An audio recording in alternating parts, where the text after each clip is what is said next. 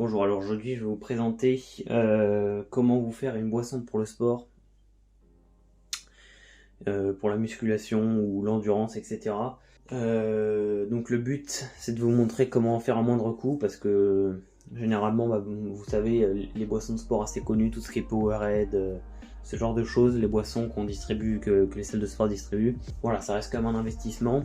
On sait pas trop ce qu'il y a dedans aussi, donc là le but ça va être de vous montrer voilà une des façons de faire une boisson. Donc là moi je me fais pour mes séances 2 litres, donc j'ai une grosse bouteille, voilà, vous pouvez vous faire 1 litre, enfin ce que vous voulez. Donc je vais vous montrer les proportions pour 2 litres, après vous pouvez vous diviser par 2 pour 1 litre ou alors vous pouvez mettre plus ou moins. Donc pour ça on va avoir besoin de 3 ingrédients, donc du sucre blanc. Le but étant d'avoir du sucre, du glucose le plus raffiné possible. Si vous avez les moyens, vous pouvez vous acheter sur des sites de compléments tout ce qui est maltodextrine, etc. Qui sont aussi des glucides, des glucoses très raffinés, pour que l'absorption pendant la séance de sport se fasse le mieux possible, et donc pour éviter des ballonnements ou autres désagréments. Ensuite on va avoir besoin de sel. Essayez de prendre du sel sans agglomérant, vraiment du sel 100% naturel. Bon bref, de toute façon ça c'est pas trop compliqué à trouver. Et puis ensuite quelque chose pour vous donner du goût. Donc moi j'ai du sirop. J'ai essayé de trouver le sirop, un sirop qui est pas mauvais et où il y a le plus de fruits. Après vous pouvez remplacer ça par des infusions, je sais pas, du thé, etc. Donc quelque chose voilà pour que ça vous donne envie de boire la boisson. Comme ça vous oblige entre guillemets à bien vous hydrater pendant votre séance. Pour 2 litres, je vais mettre 30 g de sucre au total. Dans mon sirop, il y a 7 g de glucose pour 10 ml et je mets 20 ml. Donc ça fait, comme c'est 7,2, j'arrondis à 15. Donc je rajoute 15 g de sucre blanc en plus. Donc au total, je vais avoir 30 g de sucre pour 2 litres. Ça va pas être très dosé en termes de sucre. Il faut éviter de dépasser 6% de sucre dans votre boisson.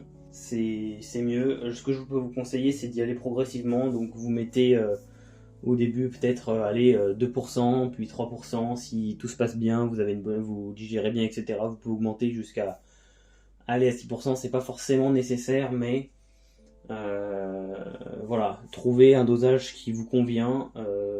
Pour ma part, 30 g pour 2 litres de sucre, c'est très bien. C'est ce qui me convient. Surtout que le sirop donne un goût quand même assez sucré à la boisson, donc c'est parfait. Pour le sel, il vous faudra généralement à peu près 1 gramme de sucre par litre. Moi je mets 1 gramme pour 2 litres. Quand on est en été et qu'on transpire un petit peu plus, on peut monter jusqu'à 2 grammes. Mais voilà, comme là on est sur une période d'hiver, je préfère rester vers à peu près environ 1 gramme. Voilà, 1 gramme, parfait. Et ensuite je vais rajouter donc 20 ml de sirop. Donc dosé, ça va me rajouter 14,4 grammes de sucre. Mais voilà, j'arrondis à 15. Donc le but évidemment c'est de rendre en fait qu'une boisson pour rester hydraté, facile à faire. Il n'y a pas besoin de rajouter 15 000 ingrédients. Après évidemment si on veut, on peut entre guillemets un petit peu perfectionner la chose en rajoutant quelques minéraux comme du potassium par exemple, qui fonctionne bien avec le sel. Voilà, donc le but c'est de se rapprocher au mieux d'une eau minérale. Si vous pouvez mettre de l'eau minérale d'ailleurs dans votre boisson, c'est mieux. Malheureusement, j'ai que de l'eau du robinet. Après, vous remplissez d'eau, vous mélangez et puis votre boisson est prête. J'espère que cette petite vidéo vous aura servi. Ça coûte vraiment pas cher, hein, surtout que le paquet de sucre de 750 grammes, il va tenir un certain temps, le sel pareil. Le sirop, comme c'est également 700 ml et que je prends 20 ml à chaque fois, ça va relativement lentement à la consommation. Donc en fait, ça coûte presque rien, ça évite de devoir dépenser un certain nombre d'argent dans des boissons énergisantes qu'on trouve en grande surface. On sait un petit peu mieux ce qu'on met dans notre boisson. Alors là c'est du sirop, donc c'est pas forcément le meilleur pour la santé. Comme je vous ai dit, idéalement du thé, ça peut être je pense que ça peut être une version plus saine. Enfin voilà, à la prochaine.